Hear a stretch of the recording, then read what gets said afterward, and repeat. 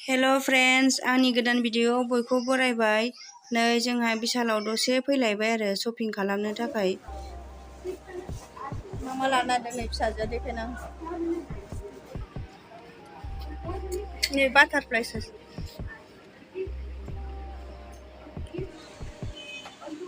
दे माखौ लायो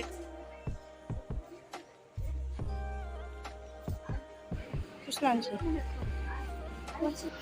नै बेखौसो लानोसै नै बेयो नायलाय माबायदि गोसोनानै थाबायदों मा होबावाखैदां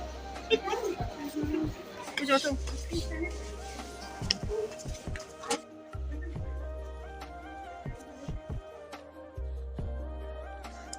नै चावमिन एवनो थाखाय बेखौ लानो नागिरदों।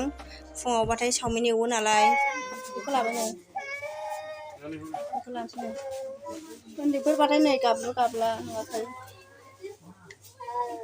बामोनलाय मा रोङा बामोनलाय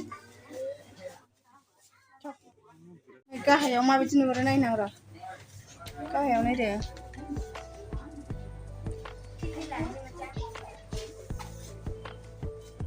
न' फुग्राखौ लानो नागिरदोंमोन आं मोनसे रोजाखौ लानांगौ। नै बेखौ मोनसे लानोसै कापखौसो फसायबाय आं नै एसे साइसखा साहा काप बियो नै टिफिनबो लाबाय।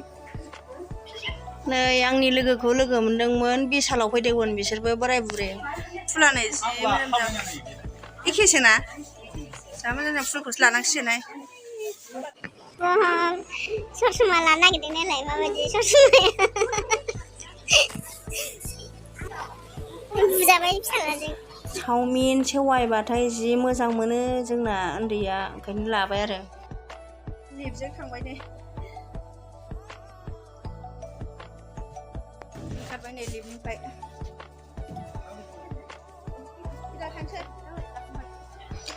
भिडिअखौ आं बेयावनो दोनसै। प्लिज आंनि भिडिअखौ मोजां मोनदोंबा लाइक, शेयार, कमेन्ट, साबस्क्राइब खालामनानै होबानो जाबाय। जोबजासिम नायनायनि थाखाय थेंक इउ स' माच।